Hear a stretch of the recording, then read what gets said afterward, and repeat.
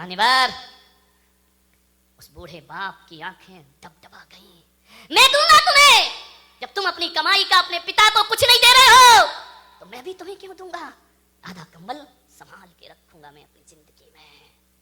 बूढ़ा चला गया, आधा कंबल सीने से लगाए चला गया। ना जाने कहां जा रहा है उसे नहीं पता, कहां जाएगा ये भी नहीं जानता है। वह चलते जा रहा, चलते जा रहा, चलते जा रहा, एक फोटोग्राफर की दुकान पे पहुंच गया। उसने देखा, ना जाने क्या सूझी बुढ़ापे में उसको, कंबल दबाए हुए सीढ़ियां चढ़ गया। फोटोग्राफर से बोला कि बेटा मेरी एक फोटो खींच सकता है? उसने कहा दादाजी को क्या हो गया, फोटो खींच दे। आंखों में कीचड़, टूटा हुआ चश्मा, फटा हुआ कंबल। उसने कहा दादाजी खींचूंगा मैं फोटो, आइए बैठिए। उसको बिठाया। फोटोग्राफर ने रुमाल से दादाजी का मुंह साफ किया। इतनी जोर से बूढ़े ने उसके हाथ पकड़े कि बेटा जिसकी गंदगी बचपन में साफ की उन बच्चों ने मेरा मुंह ना पोंछा। एक बात याद रखना बारामती वालों, ये कभी कभी जो प्यार अपनों से नहीं मिलता वो पड़ोस में प्राप्त हो जाया करता है। उसने कीचड़ पोंछा, चश्मा सही किया। दादाजी ये चश्मा टूटा है, ये तार निकला है इसका, सही क्यों नहीं किया? क्या करूं बेटा, जो कल तक आंखों के तारे थे उन्होंने चश्मे का तार नहीं सुधरवाया मेरे। फोटो निकाली। फोटो निकालने के बाद दादाजी ने अपने जेब में हाथ डाला, एक फटा पुराना 5 का नोट निकाला। बोले बेटा ये ले ले। उसने कहा नहीं पिताजी, दादाजी अब पैसे नहीं चाहिए मुझे, मैं आपकी फोटो जरूर बना कर दूंगा। बोले मेरे पास कुछ नहीं बेटा, केवल ये फटा 5 का नोट है, तू रख, तेरे बहुत काम आएगा।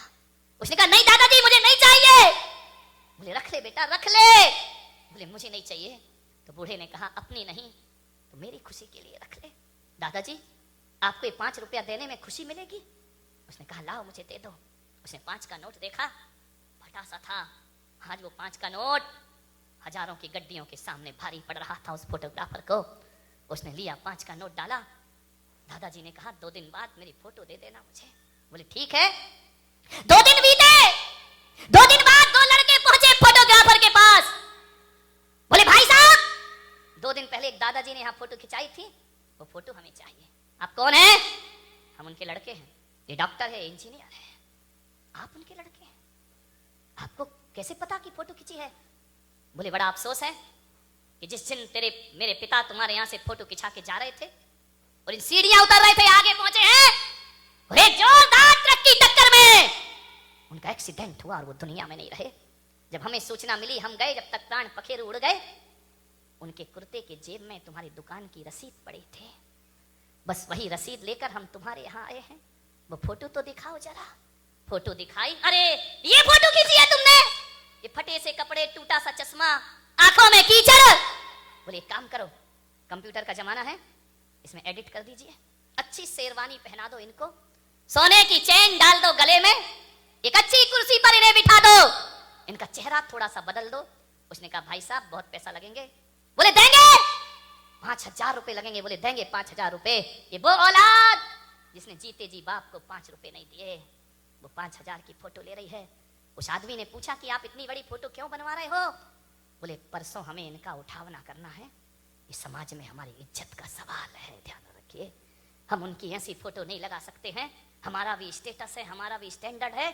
सारी समाज हमारे यहाँ आएगी, जितनी सुंदर फोटो बना सको फोटो बना दीजिए। कल सारे लोग श्रद्धांजलि सभा में उपस्थित होंगे। ये है माँ बाप का सम्मान। फोटोओं पर फूल चढ़ाने वालों, जीते जी तो शब्द प्यार से नहीं बोलते हो। कैसी औलाद है कि जीते जी बाप के लिए नए कपड़े नहीं आते, मर जाए तो नया कफन खरीदने दौड़ते हो। ध्यान रखिए मेरे भाई, आपसे निवेदन है, लाशों पर फूल मत चढ़ाना, कोई बात नहीं है। जीते जी बाप से फूल जैसी बातें जरूर किया करो, तुम्हारा जीवन सार्थक होगा। ये संस्कृति होना चाहिए भारत की।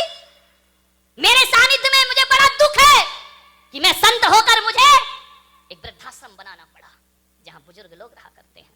ऐसे ऐसे लोग आते हैं मेरे पास आंसू बहाते, अरे घर की दुनिया से बाहर निकल के देखो, अपने ही घर को दुनिया मत समझिए।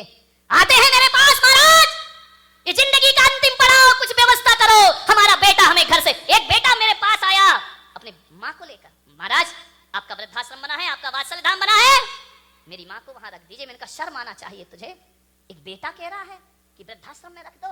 मान्यवर, मैंने उससे कहा तुझे तो चुल्लू भर पानी में डूब के मर जाना चाहिए।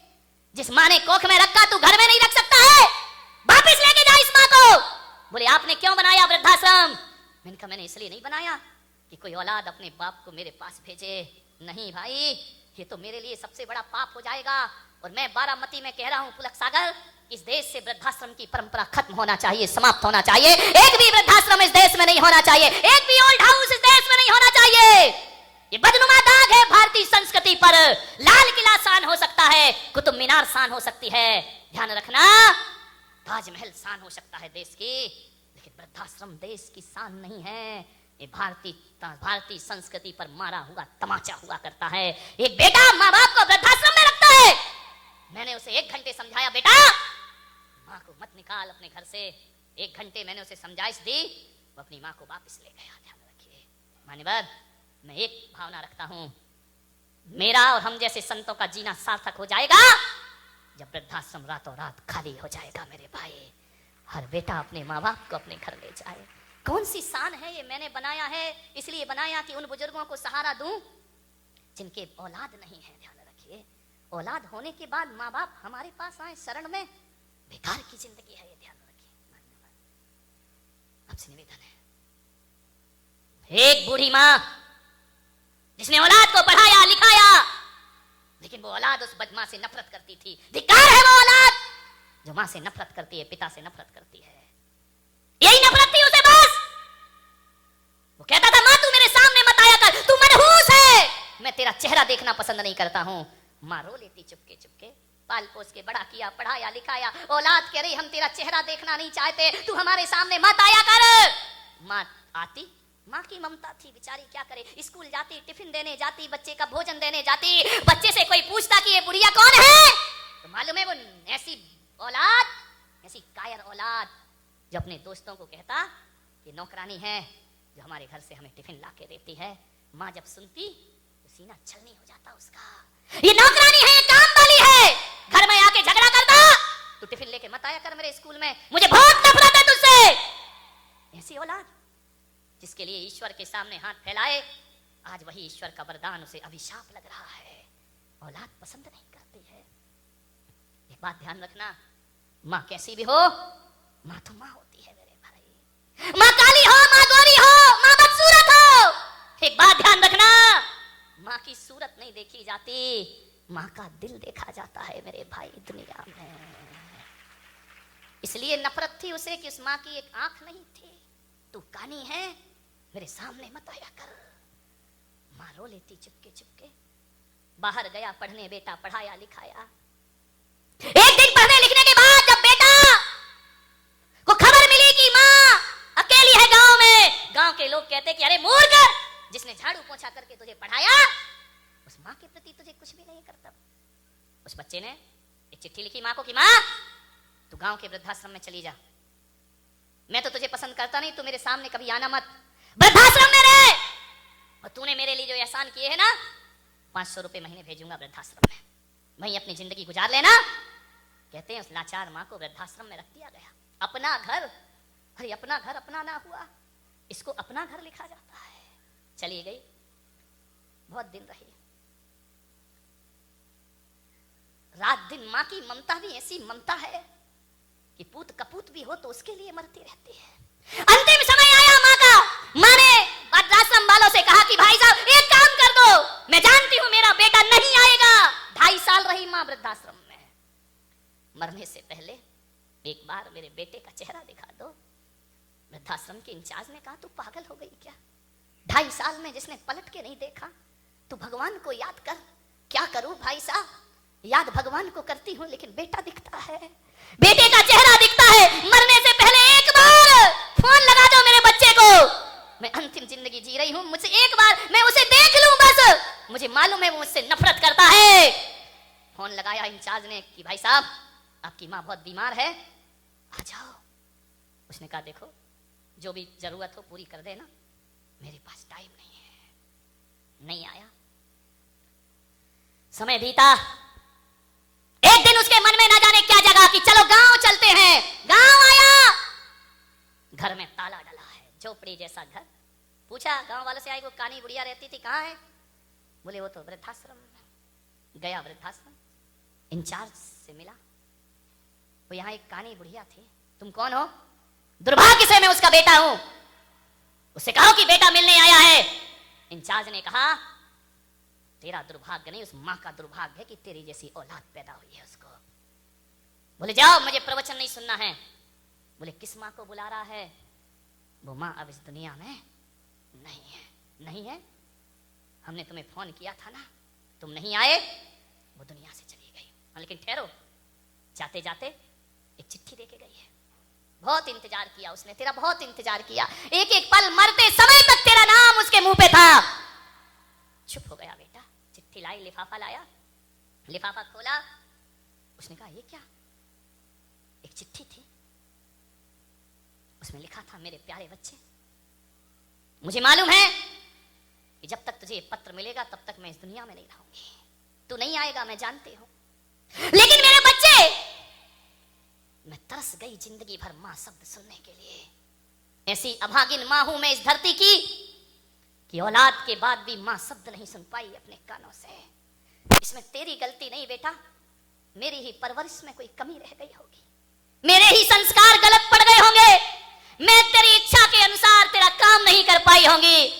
इसमें तेरी कोई गलती नहीं मेरे बच्चे, ये मेरा है कि तूने इस गरीब मां की कोख से जन्म लिया है। मैं तरसती रही बेटा, आज आंख मूंद रही हूं, एक ही तमन्ना थी कि तुझे एक बार देख सकूं, पर नहीं देख पाई। पर बेटा, जिस राज को सीने में छुपा के मैं जीती रही, जो तेरी नफरत का शिकार बनते रही मैं, जो तेरा प्यार ना पा सकी मैं, तुझसे मां शब्द सुनने को तरसते रही, आज एक राज तुझे मरने से पहले लिख कर जाती हूं। और तू मुझसे इसलिए नफरत करता था ना कि मेरी एक आंख नहीं थी, तू कानी मां के नफरत करता था। आज एक राज बताती हूं बेटा कि कानी मैं कभी नहीं थी, काना तो तू पैदा हुआ था जब तेरा जन्म हुआ था। और जब मैंने तुझे देखा कि तेरी एक आंख नहीं है, तो मैंने कहा मेरे बच्चे को लोग मनहूस कह करके बुलाएंगे, मेरे बच्चे को अशुभ कह करके बुलाएंगे, मेरी जिंदगी क्या, इसका तो बहुत लंबा जीवन है मेरे बच्चे। और जिस कानेपन के कारण तू मुझसे नफरत करता रहा, अरे कानी मैं नहीं, काना तू था। मैंने बचपन में अपनी एक आंख निकाल कर तेरी आंख में लगवाई थी, वो मां हूं मैं। मैंने कानी होने का अभिशाप झेला, हकीकत में तो काना तू था। मां वो होती है भाई साहब जो अपनी आंख अपने बच्चों को दे दिया करती है। और जब ये पत्र पढ़ा उस बच्चे ने कि जो आंख मेरी आंख में है वो मेरी मां की आंख है, जैरो तले जमीन खिसक गई, दिल दहल गया। मां तू कहां चली गई? जीते जी मां का कीमत समझ में नहीं, अब मां की कीमत समझ। मां मां कह करके रोया, घुटने टेक करके बैठ गया, आकाश में हाथ फैलाकर, ए परमात्मा कैसा भी उपाय कर मेरी मां मुझे वापस लौटा दे। ऐसी होती है मां जो सब कुछ बलिदान कर देती है। उस मां ने पत्र में लिखा, मेरे बच्चे तू 500 रुपए महीने मुझे भेजता रहा, 2.5 साल में ये 15,000 रुपए हो गए हैं। मैंने 1 रुपया खर्च नहीं किया, मुझे जरूरत नहीं पड़ी, खाने की जरूरत तो मुझे वृद्धाश्रम के लोगों ने व्यवस्था दे दी, कपड़े पहनाए, दवाई की। बेटा जो तू नहीं कर पाया वो वृद्धाश्रम के लोगों ने मेरे साथ किया, 1 भी रुपया मुझे खर्च नहीं करने दिया। हाँ ये 1500 रुपए मैं लिफाफे में छोड़कर जा रही हूँ बेटा, इसे तू रख लेना अपने पास। मैं इसलिए दे रही हूँ कि मैं तो किस्मत वाली थी कि मेरा बेटा मुझे 500 रुपए महीने भेजता रहा। कल तेरी औलाद ने वृद्धाश्रम में 500 रुपए ना भेजे, तेरी माँ के 15,000 तेरे बहुत काम आएंगे। इन्हें संभाल करके रखना अपनी जिंदगी में, ध्यान रखिए। ये 15,000 इस अभागिन के पास इनके अलावा कोई विरासत नहीं है। आज मैं यही वसीयत, तेरी वसीयत तुझे लिख करके जा रही हूँ। ये 15,000 तू संभाल के रखना, क्योंकि समय बदलेगा, तेरी औलाद भी तुझे वृद्धाश्रम में जरूर डालेगी, ध्यान रखिए। मान्यवर, बात बड़ी संवेदनशील है। अश्क में भीगी हुई मुस्कान का हम क्या करेंगे? अश्क में भीगी हुई मुस्कान का हम क्या करेंगे? छल फरेबों में मिले सम्मान का हम क्या करेंगे? काम जो औलाद ही माँ बाप के ना आ सकी, तो फिर पूजते मंदिरों में भगवान का हम क्या करेंगे? ध्यान रखिए। कुछ नहीं चाहिए माँ बाप को, प्रेम चाहिए, प्रेम। मान्यवर, श्रवण कुमार कांवड़ पर बिठा के ले जा रहा था माँ बाप को, और ले जा रहा था। किसी ने कहा, ओ श्रवण कुमार ने कहा मेरे अंधे माँ बाप की इच्छा है तीर्थ यात्रा की, मैं बेटा हूं, मैं तीर्थ यात्रा जरूर कराऊंगा। उस आदमी ने कहा पागल हो गया, तो ये अंधे हैं, ये क्या जाने भगवान क्या होता है, काहे को परेशान हो रहा है, कांवड़ पर बिठाकर घूम रहा है नादान, इन्हें नहीं दिखता है, ये तो मंदिर के भगवान की मूर्ति नहीं देख सकते, चारों धाम की यात्रा क्यों करा रहा है, छोड़ दे इन्हें, ये क्या जाने तीर्थ यात्रा। श्रवण कुमार ने कहा ये शब्द तुम्हारे भारतीय संस्कृति के नहीं हो सकते हैं। मेरे भारत का बेटा ऐसा सोच रहा है कि अंधे माँ बाप को क्या दर्शन कराऊं। श्रवण कुमार ने कहा सुन ले, तू कहता है कि मेरे माँ बाप अंधे हैं, इन्हें क्या तीर्थ कराना, ये भगवान को क्या देख पाएंगे, लेकिन एक बात बता दे, आज ये माँ का बेटा आपसे पूछता है कि मेरे माँ बाप अंधे हैं, ये चारों धाम में भगवान को नहीं देख पाएगा, लेकिन एक बात बता, क्या तेरा भगवान भी अंधा है? भगवान की तो आंखें हैं ना, अरे ये भगवान को देखें या ना देखें, तीर्थों में भगवान तो इनको देख लेगा। ये श्रवण कुमार बेटे के शब्द थे। भगवान तो अंधा नहीं है ना, उसकी तो आंखें हैं, ये ना दे। एक बात ध्यान रखना, जिनकी आंखें नहीं होती, जिनकी आंखें होती हैं वो भगवान को देखते हैं, और जिनकी आंखें नहीं होती भगवान उनके दर्शन किया करता है। ध्यान रखिए। अब से निवेदन, कहाँ है वो श्रवण कुमार? हमारे देश के इतिहास, बाप के कहने पर बेटा 14 वर्ष वनवास को चला जाए, लौटाइए मेरे देश की संस्कृति, वापिस लाइए अपने वो इतिहास, अपने गौरवशाली माँ बाप की सुंदरता मत देखो मेरे भाई, माँ बाप की कीमत समझने का प्रयास करिए। एक आदमी ने मुझसे पूछा कि मोहब्बत कहाँ है, एक आदमी ने मुझसे पूछा कि मोहब्बत कहाँ है, एक पत्रकार ने मुझसे पूछा कि मोहब्बत कहाँ है, मैं पुलक सागर ने कहा मेरी माँ जहाँ है मोहब्बत वहाँ है। ध्यान रखिए, माँ से बड़ा कौन होगा? मान्यवर, माँ बाप की सेवा करना सीखो, माँ बाप के एहसानों से मुख मत बोलो। तुम कितने भी बड़े हो जाओ, कोई बच्चा माँ बाप से बड़ा नहीं होता। तुम भगवान भी बन जाओ, तुम मोक्ष भी चले जाओ, तो भी माँ बाप से बड़े नहीं हो सकते हो। पारसनाथ भगवान मोक्ष चले गए, निर्वाण को प्राप्त हो गए, सारे जगत के पिता बन गए, लेकिन आज भी वो सारे जगत के पिता बने, लेकिन माँ बाप के पिता नहीं बन पाए। एक बात ध्यान रखना, कितनी भी बीतरागता और कितने भी महान क्यों ना बन जाओ, ध्यान रखना सारे जगत का पिता आज उसकी वंदना होती है तो हम कहते हैं अश्वसेन के राज दुलारे, भामा देवी की आंखों के सारे जगत का भगवान आज भी अश्वसेन का राज दुलारा बना है, और आज भी भामा की आंखों का आज भी हम कहते हैं कि त्रिशला नंदन वीर की और जय बोलो महावीर की। ध्यान रखिए, आज भी माँ बाप से, आज मेरा इतिहास लिखा जाए, आज तीर्थंकरों का इतिहास, महापुरुषों का इतिहास, मान्यवर मेरा निवेदन है अपना इतिहास संदिग्ध हो जाएगा यदि उसमें से माँ बाप का नाम हटा दिया जाए। माँ बाप का नाम हटाओ तो तीर्थंकर वही प्रश्नवाचक चिन्ह लग जाया करता है। आदमी की पहचान, आदमी की प्रामाणिकता माँ बाप के नाम से हुआ करती है मेरे भाई, ध्यान रखिए। किस्मत वाले हैं वो लोग जिनके माता पिता मौजूद हैं। आपसे निवेदन करूंगा कि घर से निकल के मेरे चरण ना छुओ तो चलेगा, कोई बात नहीं, भगवान के चरण बाद में छूना, घर से निकलते ही माँ बाप के चरण पहले छुआ करो मेरे भाई। ये माँ बाप के चरणों की धूल यदि माथे पर लगा ली तो मैं विश्वास दिलाता हूं कि जो शीतलता मंदिर का चंदन नहीं देगा, उससे ज्यादा शीतलता माँ बाप के चरणों की धूल दिया करती है। में कितने भी ऊंचे नीचे ग्रह बैठे हों, कितना भी वास्तु खराब हो, कोई शुभ काम करने जाओ रेखाएं खराब हो चलेगा, अरे टेढ़ी मेढ़ी रेखाओं को माँ के चरणों में रख दिया कर पागल, तेरा हर अशुभ कार्य शुभ में परिवर्तित हो जाएगा। क्योंकि माँ बाप के आशीर्वाद संतों की दुआओं से कम पवित्र नहीं हुआ करते हैं। जिसको देखो वो सजा देता है, दोस्त बनकर के दगा देता है। एक माँ बाप का दिल है इस दुनिया में, वरना मुफ्त में यहाँ कौन दुआ देता है, वरना मुफ्त में यहाँ कौन है फ्री में दुआ। माँ को कितना भी दुखी कर लेना, माँ बद्दुआ कभी नहीं दिया करती है, ध्यान रखिए। माँ घर में है तो भी दुआ देती है, और मैं कहता हूँ माँ यदि दुनिया से चली जाए तो भी आसमान से अपने बच्चों को आशीर्वाद प्रदान किया करती है, ध्यान रखिए। माँ की ममता से बड़ा कुछ नहीं होता मान्यवर। माँ पर इतना है, इतना है, इतना है कि सारे दिन भी बोलूं तो कम नहीं पड़ेगा, ध्यान रखिए। मगर समय हो रहा है, 10 मिनट आपके ज्यादा हो गए।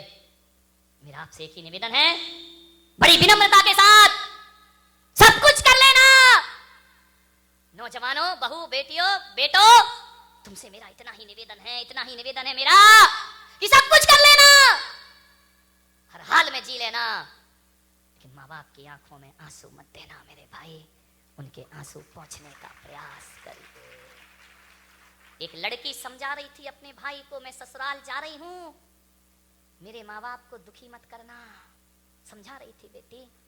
बेटे ने कहा कि तू ससुराल जा रही है ना बहन, बहुत अच्छी शिक्षा दी कि मैं माँ बाप को दुखी नहीं करूंगा, और तू भी एक वचन दे दे, किसी बेटे से उसके माँ बाप मत छीनना, ये संकल्प लेकर के जा, ध्यान रखिए।